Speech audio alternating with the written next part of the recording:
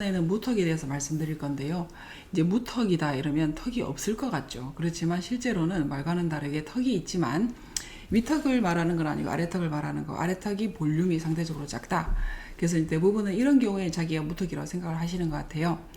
자기가 옆으로 이제 45도든 옆 얼굴 사진을 찍었을 때 상대적으로 이제 위쪽에 뭐 이마, 코, 그리고 위턱, 윗입술에 비해서 아랫입술과 아래턱 끝 부분이 뒤로 후방으로 많이 들어가 있어요. 그러면 뭔가 약간의 이렇게 오목한 느낌, 여기가 오목해지죠. 여기는 볼록하고 그런 느낌이 드는 그런 얼굴이라서 본인이 사진으로 확인할 수 있는 방법이 있을 것 같고, 그리고 무턱 환자들 같은 경우는 이 턱관절의 어떤 그런 장애, 턱관절 그 관절뼈가 있죠. 그죠? 관절뼈가 두개골과 만나는 부분이 있고, 여기 관절강, 여기 디스크가 있고, 이 부분이 점점점 플랫하게 마모가 되는 분들이 있어요. 그래서 이런 경우는 어떤 그 이제 뭐 진행되는 그런 관절염하고 비슷한 그런 증상이 생길 수 있는데, 그렇게 흔하진 않습니다. 그렇지만 있어요. 이런 어떤 턱관절의 문제들, 퇴행성 어떤 변화들, 그런 것들을 보이고 있는 분들은 이 아래턱의 위치가 처음에는 괜찮았는데, 젊었을 땐 괜찮았는데 턱의 위치가 점점 뒤로 들어가는 느낌. 그래서 원래는 무턱이 아니었지만 어느 날 보니까 무턱이 되었더라, 이런 느낌을 받는 분들이 있어요. 이런 분들은 턱관절의 어떤 위치, 턱관절의 건강 상태를 진단을 하고 거기에 필요한 치료가 있는지를 먼저 알아보는 것이 맞겠습니다. 그리고 어떤 염증이 있다 하더라도 그 염증 치료를 통해서 턱관절의 어떤 부분들이, 염증 부분이 더 이상은 액티브하게 진행되지 않고 안정이 되어 있다. 그러면은 그 다음에 교정 치료를 이제 계획을 하시는 게 좋을 것 같아요. 그리고 자기가 식사를 할 때 평소에 이런 느낌이 있으실 거예요. 밥을 먹으려고 하면은, 그죠? 아래턱이 조금 내밀어질 겁니다. 그리고 남들하고 대화를 하거나 뭔가 포스처를 취할 때, 사진을 찍을 때, 이럴 때는 턱이 조금 나오는 쪽으로 바이트가 물려요. 그렇지만 평소에 자기가 편안하게 무의식 중에 있을 때는 턱이 뒤로 들어가 있어요. 그래서 자기는 이렇게도 담을 수 있고, 조금 더 내밀어서 앞니가 많이 나온 상태에서 아래턱을 내밀어서 이렇게도 담을 수 있다. 이런 부분들이 듀얼 바이트라고 부르는 부분인데, 이게 무턱의 특징이기도 합니다.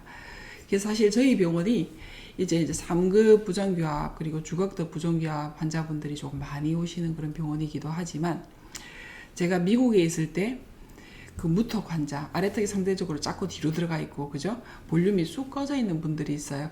그런 환자들이 굉장히 빈번합니다. 코케이시안들, 미국인들의 경우에는 빈번한데, 그 정도의 빈도를 우리나라에서 보면 주걱턱 환자분들이 있는 것 같아요.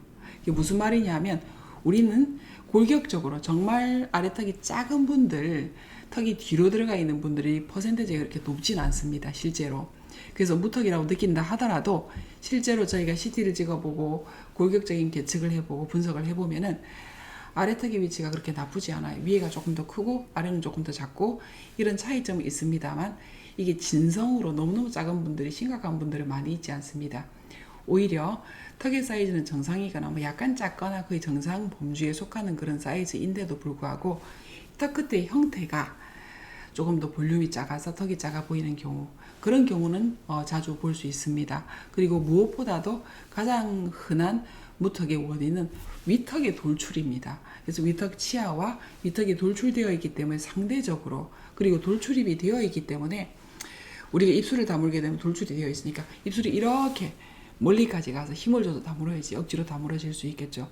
그렇다면은 이런 입술의 톤이 변화하는 것 때문에 여기 힘이 들어가게 되고, 그래서 있는 턱도 물려져서 턱이 없는 것처럼, 턱이 작아지는 것처럼 보이기 때문입니다. 그래서 이게 가장 일반적인 무턱, 특히 한국인에 있어서 무턱의 원인이 아닐까 싶어요.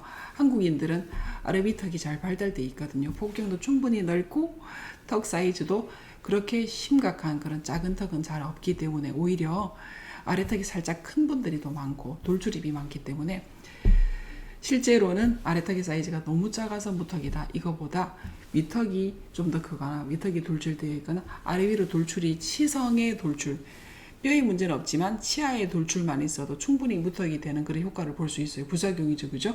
그런 부분들이 충분히 있다, 이렇게 보여지고, 그렇다면 무턱의 치료 자체를 치아 교정의 측면에서 봤을 때 돌출입 교정, 위턱 돌출의 교정, 이런 부분들로 치료하는 것이 맞다고 봅니다.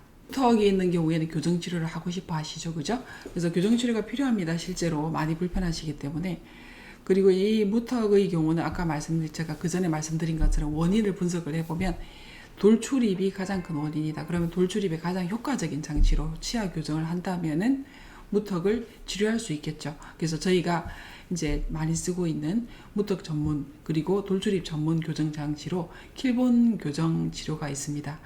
킬본 교정 치료를 하게 되면 단지 치열의 후방 이동, 치열만 모아주는 그런 효과를 보는 것이 아니고 치열이 어느 정도의 각도를 유지를 하면서 많이 숙여지지 않고 정상적인 각도를 유지하면서도 상방으로 후방으로 들어와서 잇몸뼈와 치아 뿌리가 치근이죠. 치근이 후방으로 갈 수 있는, 그래서 돌출이 해소될 수 있는 그런 변화를 가져올 수 있는 것이 거의 유일무이한 그런 교정 장치이기 때문에 그러한 킬본 교정 장치를 치료를 하는 것을 권고드립니다. 왜냐하면은 일반 교정으로도 일반 교정 장치 브라켓 저희도 물론 그렇게 치료를 하고 있습니다. 케이스 바이 케이스이기 때문에 심각하지 않은 경우는 일반 교정 장치로도 충분히 치아 돌출이나 어떤 돌출 해소를 저희가 얻을 수 있지만 굉장히 심각한 정도의 어떤 돌출, 치열만 돌출되어 있지만 그 정도가 심각할 때, 그리고 치열과 치아와 잇몸뼈가 같이 돌출되어 있을 때는 반드시 킬본 교정이 필요하다 이렇게 느낄 때가 굉장히 많이 있습니다. 그래서 킬본 교정 장치로 돌출입 해소를 하고, 그리고 위턱뼈의 돌출이 심한 경우에는 그쪽에 집중적으로 돌출 해소를 했을 때 자연스럽게 결과적으로는 무턱의 해소를 가져올 수 있다 이렇게 말씀드릴 수 있겠습니다.